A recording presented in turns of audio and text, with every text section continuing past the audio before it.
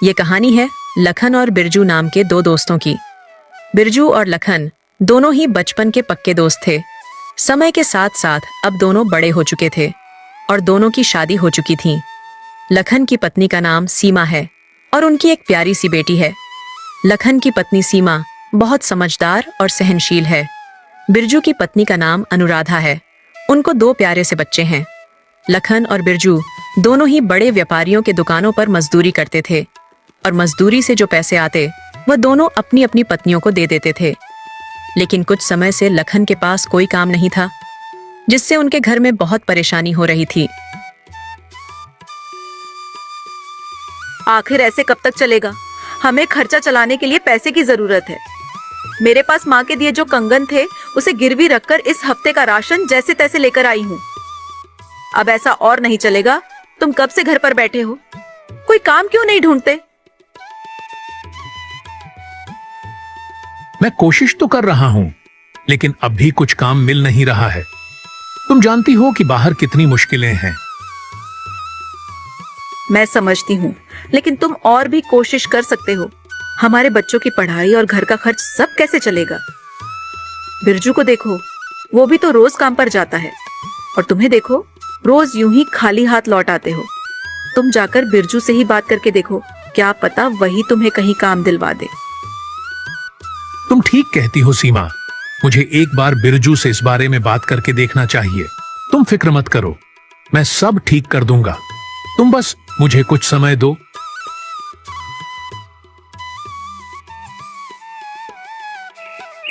अगली सुबह लखन बिरजू के घर जाता है।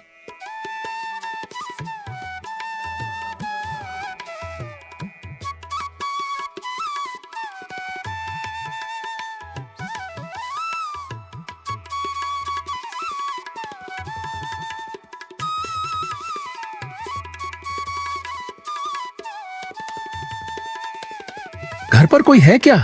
बिरजू भाई, ओ बिरजू भाई, बाहर आओ। जी लखन भैया, कहिए कैसे आना हुआ? भाभी जी, जरा बिरजू को बुला दीजिए। वो अभी घर पर नहीं है, शायद सुरेंद्र चाचा के खेतों पर होंगे। अगर जरूरी काम है तो आप खेतों पर जाकर मिल लीजिए। लखन खेतों की ओर निकल पड़ता है।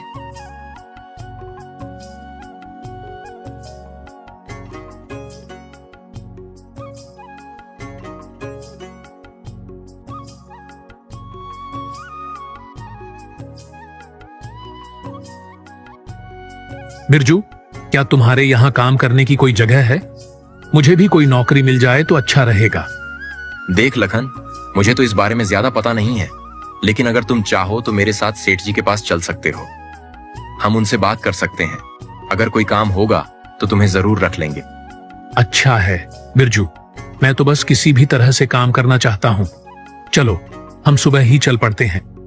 हाँ ठीक है, कल सुबह जल्दी मिलते हैं।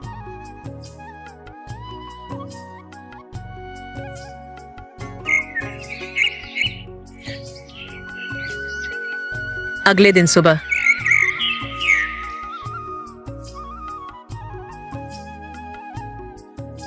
लखन, आ गए तुम? चलो चलते हैं सेठ जी के पास। हाँ बिरजू भाई, मैं तैयार हूँ। बाजार चलते हैं और वहीं उनसे बात करेंगे। दोनों दोस्त काम की तलाश में जंगल के रास्ते निकल पड़ते हैं। रास्ता काफी लंबा था। उन्हें चलते चलते काफी समय बीत गया था। तभी अचानक आसमान में जोरदार बादल गरजने की आवाज गूंजती है और देखते ही देखते जोरदार बारिश शुरू हो जाती है। जोरदार बारिश होने की वजह से लखन और बिरजू दोनों वहीं एक पेड़ के पास रुक जाते हैं। भाई बिरजू, बारिश तो बहुत ज्यादा बढ़ गई है। अगर इतनी ज्यादा बारिश में आगे बढ़ेंगे तो हम बीमार पड़ जाएंगे। हमें अभी कुछ देर यहीं रुकना होगा। तभी लखन की नजर एक झोपड़ी पर जाती है और वह बिरजू को इशारे करते हुए कहता है, बिरजू भाई, वह देखो, एक वहां एक कुटिया है। चलो वहां किसी से मदद मांगते हैं। क्या पता वह थोड़ी देर अपनी कुटिया में हमें रुकने दे, जब तक कि यह बारिश नहीं थम जाती। दोनों दोस्त उस कुटिया के पास पहुंचते हैं। कोई है क्या? हमें थोड़ी सी मदद चाहिए थी।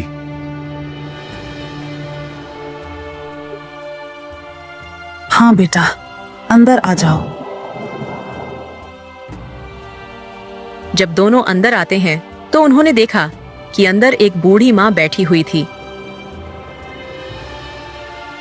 अम्मा, हमें थोड़ी मदद की तलाश थी। हम बाजार के लिए निकले थे और अचानक से जोरदार बारिश शुरू हो गई और हम इसी जंगल में फंस गए। थोड़ी आश्रय की जरूरत थी जब तक कि बारिश बंद नहीं हो जाती। अगर आप बुरा ना मानो तो कुछ देर हम आपकी झोपड़ी में गुजार सकते हैं।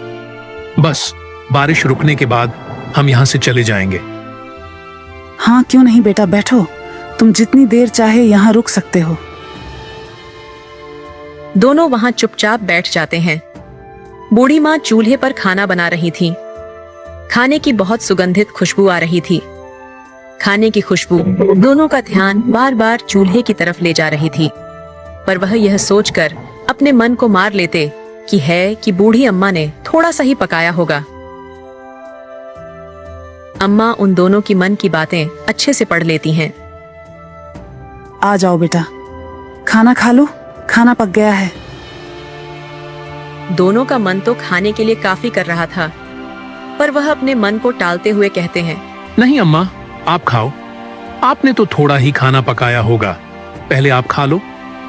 बेटा, यहाँ पर हम तीनों के लिए ही पर्याप्त खाना है। आओ खा लो।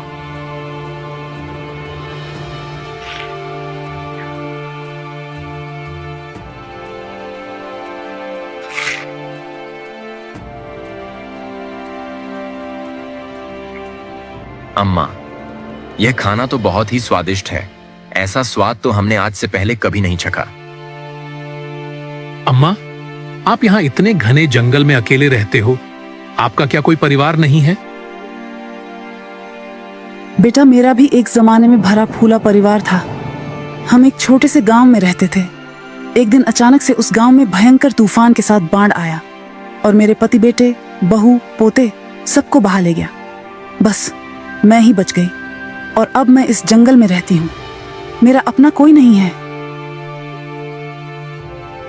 अम्मा, आप इतने घने जंगल में अकेले कैसे रहती हैं? अम्मा, आपको डर नहीं लगता? बेटा, डर किस चीज का? बस शुरू शुरू में थोड़ा सा अकेलापन सा लगता था, मगर अब इन सब की मुझे आदत सी हो गई है। अम्मा, अगर आप बुरा ना मानो तो आप हमारे घर चलकर रह सकते हो। मेरे घर में मेरी पत्नी और मेरे बच्चे हैं। मेरी माँ बहुत जल्दी मुझे छोड़कर चली गई। अगर आप हमारे साथ चलोगी तो मुझे बहुत खुशी होगी। आपको यहाँ इस घने जंगल में रहने की कोई जरूरत नहीं। अम्मा, आप मेरे साथ चलो। अम्मा लखन की तरफ देखती हैं। नहीं बेटा, अब मैं यही खुश हूँ। ये जंगल ही मेरा घर है। मुझे अब इस शांति भरे माहौल में ही रहना अच्छा लगता है। पर तुमने मुझसे पूछा, मुझे बहुत अच्छा लगा। थोड़ी देर में बारिश थम जाती है। अच्छा अम्मा, बारिश थम गई है, अब हम चलते हैं। अम्मा, एक बार आप फिर सोच लीजिए। अगर आप हमारे साथ चलना चाहे तो आप चल सकती हैं। नहीं बेटा, तुम्हारा शुक्रिया, पर मैं यहीं पर खुश हूँ। ये जंगल ही अब मेरा घर है। अम्मा, आज्ञा दीजिए, अब हम चलते हैं। रुको बेटा, तुम मुझे बहुत ही नेक दिल लगे हो। मैं तुम दोनों को कुछ देना चाहती हूँ।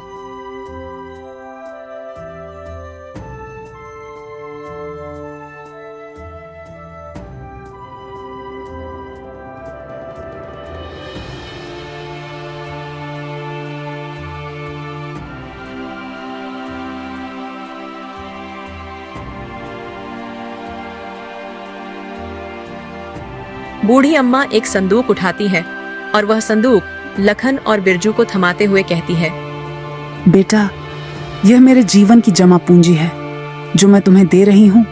मैं तो बूढ़ी हो चुकी हूँ, अब मेरे यह किसी काम की नहीं।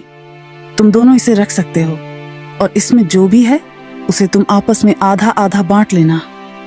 अम्मा, इसमें क्या है? तुम ही खोल कर देख लो, इसमें क्या है। जब वह संदूक को खोलते हैं तो उसमें बहुत सारे सोने के सिक्के होते हैं, जिसको देखकर वह दोनों की आंखें खुली की खुली रह जाती हैं। इतने सारे सोने के सिक्के? अम्मा, आप इतने सारे सोने के सिक्के हमें क्यों दे रही है? बेटा मेरा, अब यहाँ कोई अपना है ही नहीं और तुम मुझे बहुत नेक दिल इंसान लगे और तुम्हारे पहनावे से तुम काफी गरीब और असहाय प्रतीत हो रहे हो। इसीलिए मैंने तुम्हें यह देने का निर्णय लिया है। अब तुम दोनों इसे रख सकते हो। इस पर तुम दोनों का बराबर का हक है। दोनों बूढ़ी अम्मा को धन्यवाद कहकर वहां से अपने गांव के लिए रवाना हो जाते हैं। आज वह दोनों बहुत खुश थे। उनके हाथ एक सोने की खदान जो लग गई थी। दोनों अपने अलग अलग सपने सजा रहे थे। इन पैसों से मैं सबसे पहले अपना एक छोटा सा कारोबार खोलूंगा और हाँ, अपना एक सुंदर सा घर भी बनाऊंगा। इसमें एक सुंदर सा शीशा भी लगाऊंगा। मेरी पत्नी को शीशा देखना बहुत पसंद है ना।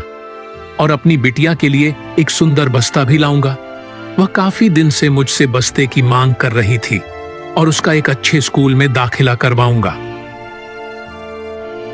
इतने सारे सोने के सिक्के, इससे तो मेरी किस्मत ही बदल जाएगी। मैं तो गांव का सबसे अमीर आदमी बन जाऊंगा। सबसे पहले मैं अपने लिए सुंदर सा घर बनवाऊंगा और उसमें नौकर चाकर होंगे जो मेरे आगे पीछे घूमेंगे। इतने सारे सोने के सिक्के से तो मैं आराम से पूरी जिंदगी बैठकर खा सकता हूं। मुझे तो कोई काम करने की जरूरत भी नहीं होगी। बिरजू यह सब सोच ही रहा था। तभी लखन बीच में बोल पड़ता है। बिरजू भाई, घर पहुंचते ही हम इन सिक्कों को आधा आधा बांट लेंगे। लखन के मुंह से सिक्कों को आधा आधा बांटने का ख्याल सुनकर बिरजू को बिल्कुल अच्छा नहीं लगा और वह मन ही मन सोचता है, सिक्कों को आधा आधा बांटना मतलब मेरे सपने भी आधे आधे बांटना। भला इन सिक्कों को मैं इस लखन के साथ क्यों बांटूं? मुझे ये सारे के सारे सोने के सिक्के चाहिए। मैं इन सिक्कों को भला बराबर क्यों बांटूं? मुझे तो पूरे के पूरे सिक्के चाहिए। पर मैं ऐसा क्या करूं जो ये सिक्के केवल मुझे मिले? यह लखन तो घर पहुंचते ही आधे सिक्के ले ही लेगा। मुझे कुछ ना कुछ तो सोचना ही होगा। दोनों अपनी अपनी सोच में आगे बढ़ जा रहे थे। चलते चलते वह एक नदी के रास्ते से गुजर रहे थे। नदी को देखकर बिरजू को एक ख्याल आता है और वह बिना कुछ सोच लखन को उस नदी में धक्का दे देता है। लखन जैसे ही नदी में गिरता है, वह बिरजू को आवाज लगाता है, बिरजू भाई, मुझे बचाओ, मैं इस नदी में गिर गया हूँ। मुझे बचाओ बिरजू भाई, मुझे बचाओ। लखन भाई, तुम इस नदी में गिरे नहीं हो, बल्कि मैंने तुम्हें धक्का दिया है ताकि यह सोने के सिक्के मुझे तुम्हारे साथ बटाना ना पड़े। अब यह सारे सोने के सिक्के मेरे हुए। बिरजू वहां से चुपचाप खिसक लेता है और बेचारा लखन उस पानी में ही डूब जाता है। रात के समय बिरजू जब घर पहुंचा तो उसने देखा कि लखन की पत्नी अपने घर के बाहर अपने पति का इंतजार कर रही है। जब सीमा ने बिरजू को आते हुए देखा तो उसने बिरजू से पूछा, भैया लखन जी नहीं आए, वह कहाँ रह गए? वह भी तो आपके साथ ही गए थे ना? बिरजू ने सारी बातों को छुपाते हुए कहा, हाँ बहन, लखन और मैं हम दोनों साथ ही गए थे और मैंने अपने मालिक से लखन की बात भी करवाई थी और मालिक ने उसे कल से काम पर आने को भी कह दिया था। इसके बाद लखन वहां से चला गया था और मैं काम करके अभी घर लौटा हूँ। ये सुनकर लखन की पत्नी और भी घबरा जाती है। भैया लखन जी अभी तक घर नहीं आए हैं। मुझे समझ नहीं आ रहा वे कहाँ गए। वो ठीक तो होंगे ना? मेरा दिल बहुत घबरा रहा है। चिंता मत करो बहन, हो सकता है उसने कहीं और जगह भी काम की तलाश की हो और ज्यादा रात होने की वजह से वह वहीं कहीं रुक गया हो। आप सुबह तक का इंतजार करो, मुझे पक्का विश्वास है वह सुबह तक घर आ जाएगा। इतना कहकर बिरजू अपने घर को निकल जाता है। लखन की पत्नी बहुत घबराई हुई थी, लेकिन बिरजू ने उसे सहमति जताते हुए कहा कि आप सुबह तक का इंतजार करो। इसलिए लखन की पत्नी ने किसी तरह सुबह तक का इंतजार किया। सुबह हो चुकी थी, सूरज अपनी चरम सीमा पर था। लखन अभी तक घर नहीं लौटा था, जिससे उसकी पत्नी बहुत घबरा गई थी। वह बिरजू के घर जाती है। भैया लखन जी अभी तक घर नहीं आए हैं। मुझे समझ नहीं आ रहा वे कहाँ गए। वो ठीक तो होंगे ना? मेरा दिल बहुत घबरा रहा है। बिरजू परेशान होने का दिखावा करता है और कहता है, आप चिंता मत करो सीमा बहन, मैं अभी जाकर लखन का पता लगाता हूँ और अपने साथ लेकर आता हूँ। बिरजू ने सीमा को सहमति जताते हुए घर से बाहर चला गया और दूर जाकर जंगल में ही बैठ गया। लखन तो अब शायद कभी नहीं आएगा सीमा बहन जी। अब आपको पूरी जिंदगी ऐसे ही काटनी पड़ेगी। थोड़ी देर यही रुकता हूँ, बाद में जाकर कह दूंगा कि मैंने लखन को बहुत ढूंढा लेकिन लखन कहीं नहीं मिला। और उसके बाद मैं उन सोने को सिक्कों को बेचकर बहुत सारे पैसे कमाऊंगा और गांव का सबसे अमीर आदमी बन जाऊंगा। अभी तक तो यह बात मैंने अपनी पत्नी को भी नहीं बताई है। सबसे पहले उसे भी यह बात बतानी होगी, वह भी बहुत खुश हो जाएगी। कल रात तो मैं चुपचाप दबे पांव कमरे में जाकर उन सोने के सिक्कों को छुपा दिया था, लेकिन कहीं अगर मेरी पत्नी की उन सोने के सिक्कों पर नजर पड़ गई तो वह पूरे गांव में शोर मचा देगी। मुझे घर के लिए निकलना चाहिए, बहुत देर हो गई है। बिरजू वहां थोड़े देर आराम करता है और आराम करने के 4-5 घंटे बाद वह फिर अपने घर के लिए निकल पड़ता है। वह बहुत निराश होने का दिखावा करके सीमा के घर पहुंचता है और सीमा को आवाज लगाता है। सीमा बहन, ओ सीमा बहन, बाहर आओ। सीमा बाहर आती है और वह सीमा को बताता है कि उसने लखन को बहुत ढूंढा और उसे लखन कहीं भी नहीं मिला। सीमा बहन, मैंने लखन को बहुत ढूंढा लेकिन उसका कहीं पता नहीं चला। पता नहीं लखन भाई कहाँ है। तभी सीमा के पीछे से लखन बाहर आता है। लखन को अपने सामने जीता जागता देखकर बिरजू के तो पैरों तले जमीन ही खिसक जाती है। लखन, तुम यहाँ कैसे? क्यों बिरजू भैया, मुझे यहाँ देखकर तुम्हें खुशी नहीं हो रही? बिरजू लखन की बातों का कोई जवाब नहीं देता। बिरजू का दिल धक धक कर रहा था क्योंकि वह लखन को देखकर बहुत हैरान था और उसको लखन से डर भी बहुत लग रहा था। लखन ने सीमा बहन को सारी बातें बता दी होगी। है प्रभु, अब तो मुझे कोई नहीं बचा सकता। मुझे यहाँ से जल्द ही निकल लेना चाहिए, वरना यह लखन तो मुझे जेल भिजवा कर ही मानेगा। जल्दी से घर जाकर अपनी पत्नी के साथ कहीं दूर भाग जाऊंगा और यह लखन मेरा कुछ नहीं कर पाएगा। लखन ने अभी तक सीमा को कुछ नहीं बताया था। बिरजू और लेखन चुपचाप बस एक दूसरे को देखे जा रहे थे। बिरजू बिना कुछ बोले वहां से चुपचाप दबे पांव वहां से खिसक लेता है। हे भगवान, अब मैं क्या करूं? यह लखन तो बच गया, पर यह बचा कैसे? इसे तो तैरना भी नहीं आता था। आखिर ये पानी में से बाहर कैसे आया? मैं आज ही अपनी पत्नी के साथ इस संदूक को लेकर इस गांव से हमेशा हमेशा के लिए भाग जाऊंगा। बिरजू ये सब सोच ही रहा था कि तभी उसको उस संदूक का ध्यान आता है और वह उस संदूक के पास जाता है। संदूक को देखकर बिरजू के जान में जान आती है। हे भगवान, ये सब कैसे हुआ? मेरे सोने के सिक्के कहाँ गए? कहीं उस लखन ने तो नहीं चुरा लिए और ये कंकड़ भर दिए? बिरजू ये सब सोच ही रहा था कि तभी उसके सामने बूढ़ी अम्मा प्रकट हो जाती है। अचानक बूढ़ी अम्मा को अपने सामने देखकर बिरजू बहुत हैरान हो जाता है। अम्मा, आप यहाँ कैसे? अपनी गंदी जुबान से मुझे अम्मा मत कह दुष्ट। तुम बहुत दुष्ट और पापी व्यक्ति हो। तुमने अपने दोस्त के साथ इतना बुरा कर्म किया, यही तुम्हारी कर्मों की सजा है। तुमने इस सोने के सिक्के के लिए अपने दोस्त को मारने की कोशिश की। लो, अब तुम्हारे पास ना तुम्हारा वह दोस्त है और ना ही सोने के सिक्के। अब तुम सारी जिंदगी इस कंकड़ से ही खेलते रहना और अमीर बनने के सपने देखना। अम्मा, मुझे माफ कर दो, मुझसे बहुत बड़ी गलती हो गई। मैं लालच में बहक गया था। माफ उसे किया जाता है जिसने कोई गलती की हो, और तुमने गलती नहीं, तुमने एक गुनाह किया है, अपने दोस्त को जान से मारने का। किसी व्यक्ति की जान लेने की कोशिश की है तुमने, और अब यही तुम्हारी सजा है। इतना कहकर बूढ़ी अम्मा वहां से चली जाती है। बिरजू को अपनी करनी पर बहुत पछतावा होता है। बिरजू अपने पास से सब कुछ गवा देता है जिसके उसने सपने देखे थे। लखन अपनी पत्नी सीमा के साथ अंदर जाता है। लखन के मन में काफी उथल पुथल चल रही थी। मैं क्या करूं? सीमा को वह बताऊं जो मेरे साथ हुआ या नहीं? अगर मैंने बताया तो यह बहुत परेशान हो जाएगी, लेकिन जो बिरजू ने मेरे साथ किया वह बिल्कुल सही नहीं किया। लेकिन अगर मैं सीमा को सच बताया तो मुझे पक्का यकीन है कि ये बिरजू को पुलिस के हवाले कर देगी और बिरजू की बाकी की जिंदगी जेल के सलाखों के पीछे होगी। लेकिन अगर ऐसा होगा तो बिरजू के साथ साथ उसके मासूम बीवी बच्चों को भी इसकी सजा झेलनी पड़ेगी। और उनके घर में तो कमाने वाला बस बिरजू ही है। अगर वह जेल में रहेगा तो उसके बीवी बच्चे अकेले पड़ जाएंगे। नहीं, मैं ऐसा नहीं कर सकता। फिर जो की गलती की सजा तो उनकी मासूम बच्चों को नहीं दे सकता। लेकिन बिरजू ने भी मेरे साथ अच्छा नहीं किया। मैंने कितने सारे सपने देखे थे। उसने वह सारे सोने के सिक्के मुझसे छीन लिए और मेरे सपने भी। लखन ये सब सोच ही रहा था कि तभी वहां पर बूढ़ी अम्मा प्रकट हो जाती है। बुद्धि अम्मा को देखकर लखन बहुत हैरान भी था और खुश भी। आप यहाँ कैसे? और आपको मेरे घर का पता कैसे मिला? लखन बेटा, मैं हर जगह आ सकती हूँ।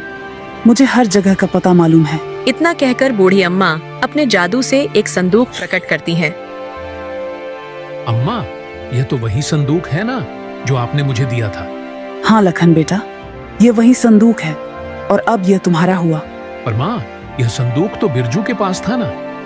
हाँ, बिरजू के पास जो होना चाहिए था वह उसे मिल गया है और तुम्हारे पास जो होना चाहिए वह यह है। जैसे ही लखन उस संदूक को खोला, उसने देखा वह संदूक सोने के सिक्कों से भरा हुआ था। अम्मा, इसमें तो बहुत सारे सोने के सिक्के हैं। अब तुम इस संदूक को अपने पास रखो। अब यह सब तुम्हारा है, इसे संभाल कर रखना। इतना कहकर बूढ़ी अम्मा वहां से गायब हो जाती है। ये कौन थी और ये अचानक से कहाँ गई? ये तो मुझे भी नहीं पता। मैं तो इन्हें आम इंसान समझ रहा था, लेकिन लगता है यह कोई फरिश्ता थी जो हमारी मदद करने आई थी। जी, इतने सारे सोने के सिक्के, इससे तो हम बहुत अमीर हो जाएंगे और हमारे सारे सपने इससे पूरे हो जाएंगे। हाँ सीमा, इससे हम अपने सारे सपने पूरे करेंगे जो हमने देखे थे।